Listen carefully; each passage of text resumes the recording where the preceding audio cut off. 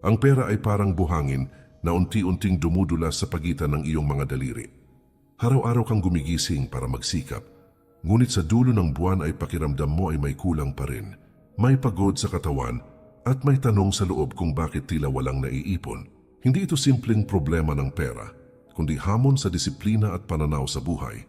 Maraming tao ang patuloy na nauubos dahil sa mga bagay na panandali ang nagbibigay ng aliw. Hindi nila namamalayan na ang tunay na kalaban ay ang kawalan ng kontrol sa sarili. Sa mata ng Stoic, ang kahirapan ay hindi laging kakulangan ng kita.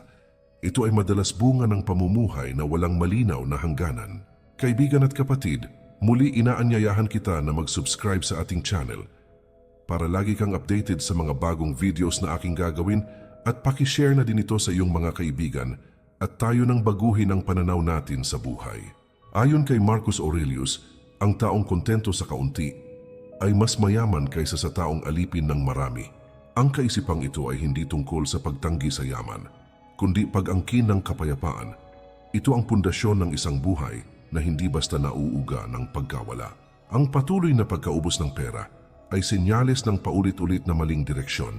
Kapag walang malinaw na prinsipyo, kahit gaano kalaki ang kinikita, ay nauuwi sa wala. Ngunit kapag may disiplina, ang kaunting hawak ay nagiging sapat at may saysay. Dito makikita ang tahimik na lakas ng Stoic na pamumuhay. Ang video na ito ay hindi ginawa para mangaliw, kundi para gumising. Ito ay para sa mga taong pagod ng maubos at manatili sa parehong ikot. Hindi ito pang mabilisang solusyon, kundi gabay sa pangmatagalang pagbabago. Kung handa kang baguhin ang iyong pamumuhay, dito nagsisimula ang landas. Number 1, pamumuno sa sarili bago sa pera. Maraming tao ang naniniwala na pera ang ugat ng kanilang paghihirap, ngunit mas madalas ang tunay na dahilan ay kung paano nila ito hinahawakan araw-araw. Kumikilos ka ng walang pahinga at patuloy na nagsusumikap sa loob ng mahabang oras, ngunit nauuwi sa wala ang lahat kapag kulang ang kontrol sa bawat labas ng pera. Ang kakulangan ay hindi palaging resulta ng maliit na kita, kundi bunga ng maluwag at walang malinaw na hangganan sa paggastos. Sa pananaw ng Stoic, ang kaayusan at disiplina sa loob ng sarili ang siyang lumilikha ng kaayusan sa panlabas na kalagayan. Dito dahan-dahang nagsisimulang magbago ang direksyon ng iyong buhay pinansyal at personal. Ang disiplina ay hindi galit sa kaginhawaan o kasiyahan, kundi malinaw at may kamalayang pagpili kung alin ang tunay na mahalaga. Ito ay kakayahang umiwas at tumanggi kahit may tukso, kakayahan at pagkakataong gumastos anumang oras. Hindi lahat ng nagbibigay ng saya at ginhawa sa kasalukuyan ay may tunay na halaga sa darating na panahon. Ang pagpipigil ay isang tahimik na lakas na hindi hinahangaan ng karamihan, ngunit may malalim na epekto sa buhay. Ito ang pundasyon ng isang matatag, payapa at hindi marupok na kinabukasan. Kapag ang paggastos ay palaging pinangungunahan ng emosyon at bugso ng damdamin, ang bunga nito ay kawalan ng balanse at kapayapaan. Ang Stoic ay marunong maghintay, magmasid at mag-isip ng malinaw bago gumawa ng anumang hakbang. Bawat desisyon sa pera ay isang tahimik na pagpili kung anong uri ng buhay ang unti-unti mong binubuo. Ang maliliit na paglabag sa disiplina ngayon ay nagiging malalaking bitak na mahirap ayusin sa paglipas ng panahon. Ang taong may malinaw na prinsipyo ay bihirang mabigla at matakot sa oras ng kakulangan. Ang pera ay isang kasangkapan na nilikha upang magsilbi sa iyo at hindi isang puwersang dapat maghari sa iyong mga desisyon. Kapag hinayaan mong ito ang magdikta ng iyong kilos at direksyon, unti-unti mong isinusuko ang iyong kalayaan at kapayapaan. Ang disiplina ang naglalagay ng malinaw at matatag na hangganan sa pagitan ng tunay na pangangailangan at pansariling pagnanasa. Sa loob ng hangganang ito, nagkakaroon ng kaayusan ang isip, damdamin at mga pasya sa buhay. At sa kaayusang iyon, mas nagiging malinaw ang landas na dapat mong tahakin. Hindi ka patuloy na mauubos kung marunong kang huminto at magpigil sa tamang sandali. Hindi ka mawawala sa direksyon kung may malinaw kang paninindigan at matibay na prinsipyo sa buhay. Ang disiplina ay hindi isang beses na desisyon, kundi isang paulit-ulit na pagsasanay na ginagawa araw-araw. Ito ay isinasabuhay kahit walang pumupuri, kahit walang nakakakita, at kahit mahirap panindigan. Ang disiplina ang magiging pinakamatibay mong sandigan laban sa walang katapusang pagkaubos ng pera at lakas. Number 2, pagpili ng sapat at hindi ng labis. May kakaibang katahimikan sa buhay ng taong hindi hinahabol ang bawat anyo ng luho at pagpapakitang ipinipilit ng mundo. Ang patuloy na pagkaubos ng pera ay kadalasang nagsisimula sa tahimik, ngunit mapanganib na pagnanais na makasabay at mapansin ng iba. Kapag ang halaga ng sarili ay inuugat sa panlabas na anyo at pag-aari, nagiging walang hanggan at walang kabusugan ang paggastos. Sa Stoic na landas, ang dignidad ay hindi ipinapakita sa salita o imahe, kundi tahimik na isinasabuhay sa likod ng bawat desisyon. Doon pa lamang unti-unting nagsisimulang gumaan ang bigat na matagal ng pasan ng isipan at bulsa. Ang pagpili ng sapat ay nangangailangan ng tapang na tumanggi sa sobra, kahit kaya mo pa itong idagdag. Hindi madaling sabihin na sapat na kung sanay ang mata at damdamin sa mas marami at mas magarbo. Ngunit ang labis ay bihirang magdala ng kapayapaang tunay na hinahanap ng tao sa loob ng sarili. Kapag binawasan ang mga pangangailangan, kusang lumalawak ang espasyo para sa paghinga at pag-iisip. Sa espasyong ito, unti-unting bumabalik ang kontrol sa direksyon ng buhay. May tahimik na lakas ang taong hindi nabubuhay para sa opinyon at paghuhusga ng iba. Hindi siya madaling maudyok ng uso, papuri o inggit na madalas nagtutulak sa walang saysay na paggastos. Ang bawat labas ng pera ay bunga ng malinaw na pasya at hindi ng bugso ng damdamin. Dahil dito, bihira siyang mataranta kapag may bigla ang pangangailangan o pagbabago. Ang pagiging handa ay nagiging natural na estado at hindi pinipilit na gawi. Ang labis na gastos ay madalas nakaugat sa tahimik at paulit-ulit na paghahambing sa buhay ng iba. Kapag ang mata ay laging nakatuon sa pag-aari ng kapwa, unti-unting nawawala ang pasasalamat sa sariling sapat. Ang Stoic ay hindi bulag sa kaginhawaan, ngunit hindi rin niya hinahayaang ito ang magdikta ng kanyang halaga. Pinipili niyang manatili sa gitna, kung saan may balanse, linaw at hindi madaling matinag. Sa ganitong pamumuhay, humihinto ang pagtagas ng lakas, oras at pera. Ang simpleng pamumuhay ay hindi pagbaba ng antas sa buhay kundi pagtaas ng kamalayan at karunungan. Ito ay desisyong ginagawa araw-araw kahit walang pumapalakpak at walang pumupuri. Habang mas kaunti ang iyong kailangan, mas kaunti ang kayang umagaw ng iyong kapayapaan at atensyon. Ang kalayaan ay hindi palaging nasusukat sa dami ng pag-aari o kinikita. Minsan ito ay tahimik na namumuo sa kakayahang makontento at manatiling buo. Number 3. Malinaw na layunin sa bawat piso.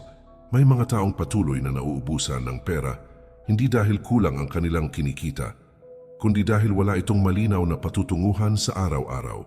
Kapag ang pera ay dumarating at umaalis ng walang direksyon at layunin, nagiging paulit-ulit ang siklo ng pagod, pagkadismaya at panghihinayang. Ang kawalan ng malinaw na layunin ay isang tahimik na pagtagas na bihirang mapansin, ngunit malaki ang epekto sa paglipas ng mahabang panahon. Sa Stoic na pananaw, ang bawat kilos at pasya ay dapat may malinaw na dahilan at hindi basta tugon sa tukso o pagkakataon. Doon pa lamang nagsisimulang magkaroon ng tunay na saysay ang bawat perang pinaghirapan. Ang layunin sa pera ay hindi tungkol sa labis na paghihigpit o pagkakait sa sarili. Ito ay kakayahang alamin at unawain kung bakit ka gumagastos bago pa man tuluyang ilabas ang pera. Kapag malinaw sa iyo ang dahilan, nababawasan ang pagsisisi at pagdududa na kadalasang nararamdaman sa huli. Ang Stoic ay hindi basta bumibili dahil may kakayahan, kundi dahil may malinaw na pakay at pangangailangan. Sa ganitong paraan, ang paggastos ay nagiging sinasadya, maingat at hindi pabigla-bigla. Kapag malinaw ang layunin, mas nagiging madali ang tumanggi sa mga bagay na hindi naman talaga kailangan. Hindi ka basta nadadala ng emosyon, pansamantalang aliw, o impluensya ng mga tao sa paligid. Ang pera ay hindi na basta lumalabas dahil may tukso, kundi dahil may malinaw na kabuluhan at direksyon. Dahil dito, unti-unting nabubuo ang tiwala mo sa sarili mong kakayahang magpasya ng tama. Ang tiwalang ito ay nagbibigay ng katahimikan at kapanatagan sa araw-araw na pamumuhay. Maraming gastos ang tila maliit at walang epekto kapag tiningnan ng paisa-isa. Ngunit kapag pinagsama-sama ang mga gastusing, walang malinaw na layunin, nagiging malaking butas ito sa iyong pananalapi. Ang Stoic ay marunong tumingin sa kabuuan ng kanyang buhay at hindi lamang sa sandaling ginhawa. Pinipili niyang unahin ang mahalaga at makabuluhan kaysa sa madaling magbigay ng aliw. Sa pagpiling ito, naiiwasan ang tahimik ngunit tuloy-tuloy na pagkalugi. Ang malinaw na layunin sa pera ay isang anyo ng paggalang sa sariling oras at pagsusumikap. Ito ay pagkilala na ang bawat piso ay katumbas ng lakas at panahong hindi na maibabalik kailanman. Kapag ginagalang mo ang pinanggalingan ng pera, nag-iiba ang paraan ng paggamit at pagtrato mo rito. Hindi ka na basta nagwawaldas, bagkus ay naglalaan ng may malasakit at pananagutan. Ang malinaw na layunin ang nagbibigay direksyon sa pag-iipon, paggastos at panloob na kapayapaan. Number 4, pagpigil sa bugso ng damdamin. May mga pagkakataong ang pera ay unti-unting nawawala, hindi dahil sa tunay na pangangailangan, kundi dahil sa bugso ng damdamin na hindi napigilan sa tamang oras. Sa oras ng matinding pagod, lungkot o pananabik, nagiging napakadali ang gumastos bilang pansamantalang aliw at pansamantalang takas. Ang ganitong uri ng paggastos ay maaaring magbigay ng sandaling ginhawa, ngunit kadalasang nag-iiwan ng pangmatagalang bigat at pagsisisi. Sa Stoic na pananaw, ang emosyon na walang kontrol ay isang tahimik, ngunit mapanganib na kaaway ng katatagan at kaayusan. Dito madalas nagsisimula ang paulit-ulit at nakakapagod na pagkaubos ng pera. Ang pagpigil sa damdamin ay hindi pagsupil o pagtanggi sa sarili, kundi mas malalim na pag-unawa sa pinanggagalingan ng nararamdaman. Ito ay kakayahang huminto sandali bago kumilos at tanungin ang sarili kung kailangan ba talaga ang gagawin. Kapag binigyan ng sapat na pagitan ng emosyon at aksyon, unti-unting nagkakaroon ng linaw ang pag-iisip. Ang Stoic ay hindi tinatanggihan ng damdamin, ngunit hindi rin niya ito hinahayaang mamuno sa kanyang mga pasya. Sa ganitong uri ng balanse, mas nagiging maingat at matatag ang bawat desisyon sa pera. Maraming desisyong pinansyal ang nasisira at napapahamak dahil sa matinding pagod at kawalan ng pahinga. Kapag ang isip ay pagod at punong-puno ng alalahanin, humihina ang kakayahang magpigil at magtimbang ng tama. Ang paggastos ay nagiging paraan ng pagtakas mula sa bigat na dinadala ng damdamin. Ngunit ang pagtakas ay hindi kailanman solusyon, kundi pansamantalang paglipat lamang ng problema. Ito ang dahilan kung bakit pinahahalagahan ng Stoic ang pahinga, katahimikan at malinaw na pag-iisip.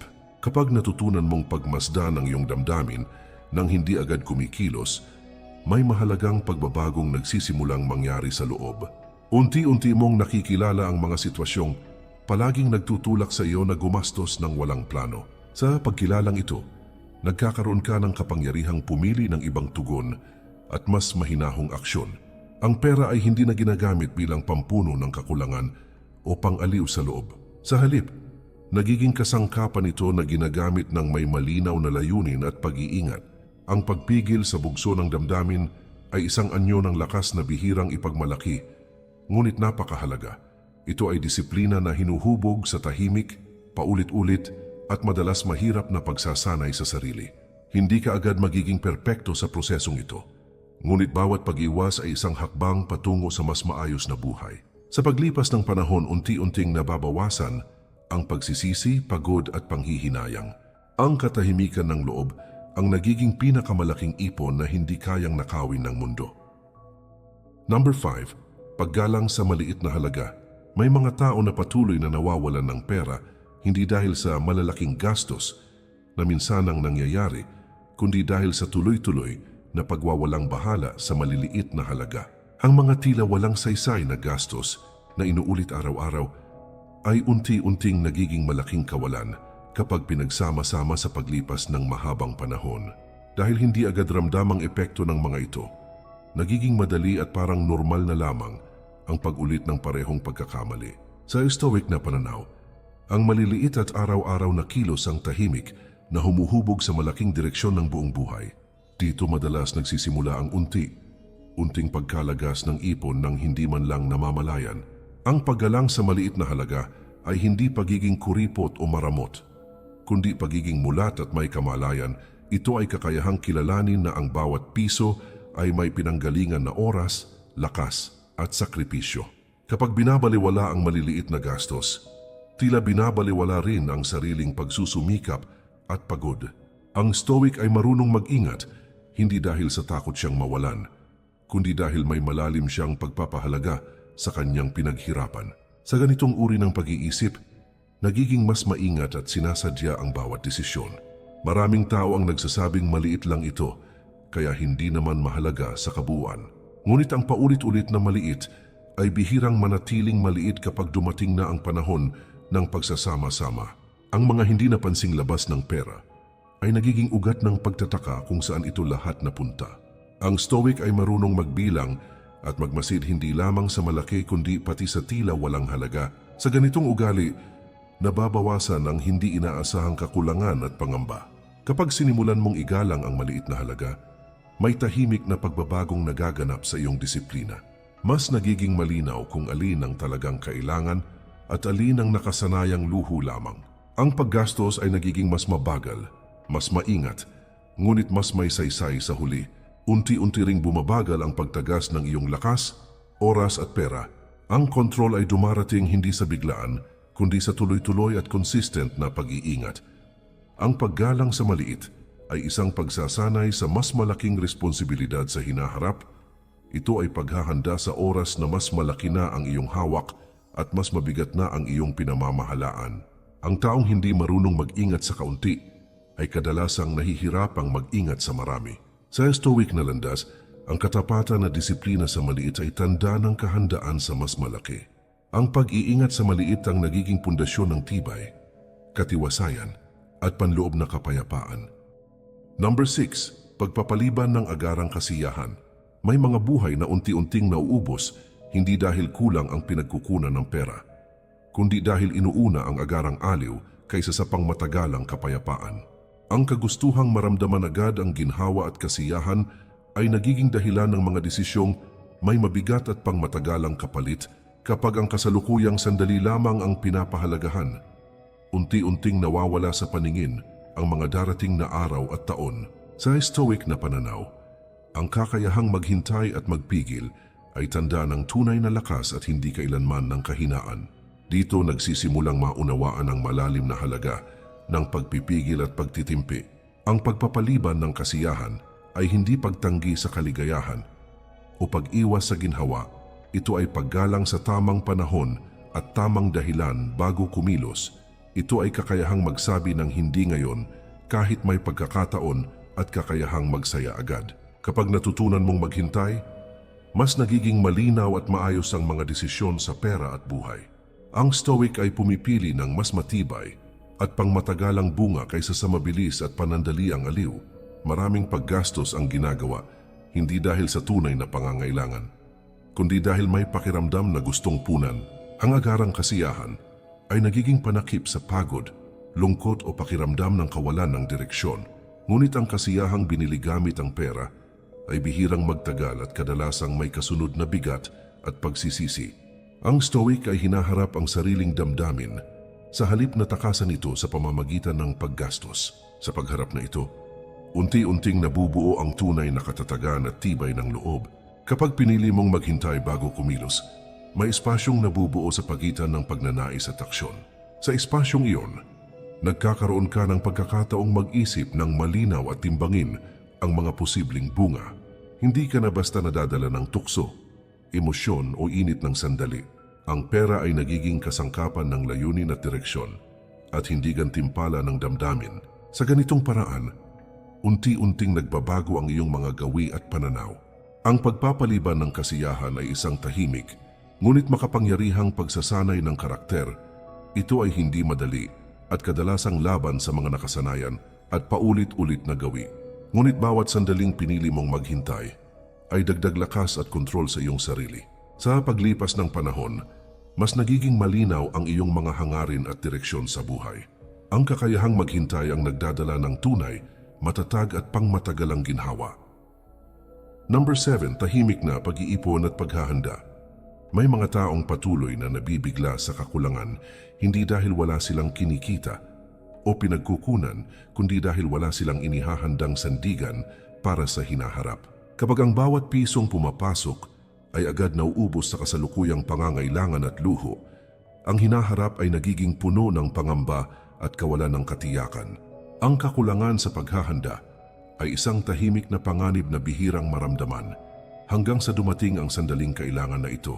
Sa Stoic na pananaw, ang kahandaan ay hindi bunga ng takot o pag-aalala, kundi ng malinaw na karunungan at pag-iingat. Dito unti-unting nagsisimulang mabuo ang tunay at matatag na kapanatagan sa buhay. Ang pag-iipon ay hindi palaging nasusukat sa laki ng halagang naitatabi, kundi sa konsistensya at katapatan ng gawa. Ito ay disiplina ng paglalaan kahit maliit lamang, kahit hindi kapansin-pansin, at kahit walang agarang papuri o pagkilala. Ang Stoic ay nag-iipon hindi upang magmayabang o magpakitang yaman, kundi upang hindi maging alipin ng takot at pangamba. Sa bawat halagang inilalagak, unti-unting nababawasan ang bigat ng pag-aalala sa mga darating na araw. Ang katahimikan ay nagsisimulang mabuo sa kaalaman na may inihandang sandigan ng sarili. Maraming tao ang ipinagpapaliban ang pag-iipon dahil pakiramdam nila ay malayo pa ang panahon ng pangangailangan. Ngunit ang pangangailangan ay bihirang nagbibigay ng babala at madalas dumarating ng biglaan. Ang hindi paghahanda ngayon ay nagiging mabigat na pagsisisi kapag dumating na ang bukas. Ang Stoic ay kumikilos habang may kakayahan at lakas at hindi naghihintay ng krisis bago magbago. Sa ganitong pag-iisip, ang paghahanda ay nagiging natural at tuloy-tuloy na gawi. Kapag may naitatabing kahit kaunting halaga, nagbabago ang paraan ng pagharap mo sa buhay at sa mga hamon nito. Hindi ka madaling mataranta sa biglaang gastos, pagkagambala o pagbabago ng sitwasyon. Ang pera ay hindi na lamang dumadaan sa iyong mga kamay, kundi unti-unting nagiging kasangkapan ng seguridad. Ang tahimik na ipon ay nagbibigay ng lakas na hindi agad nakikita o napapansin ng iba. Ito ay lakas na nagmumula sa kaalaman na may reserba at paghahanda ang sarili. Ang paghahanda ay isang malinaw na anyo ng paggalang sa hinaharap na bersyon ng iyong sarili. Ito ay desisyong ginagawa hindi lamang kapag may natitira, kundi dahil mahalaga ang magiging bukas. Ang Stoic ay naglalagay ng pundasyon kahit walang kasiguraduhan sa darating.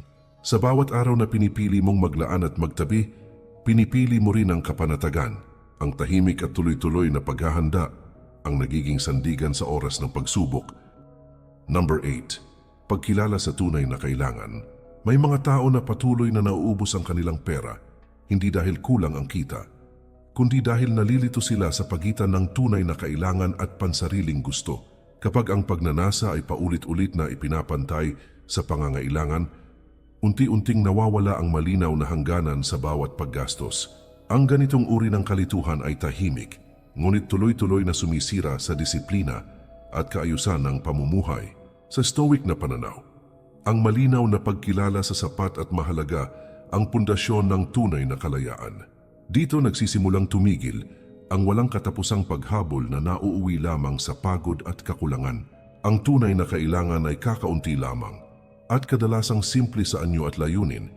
Ito ay yaong nagbibigay ng tibay sa katawan, katahimikan sa isipan at malinaw na direksyon sa buhay.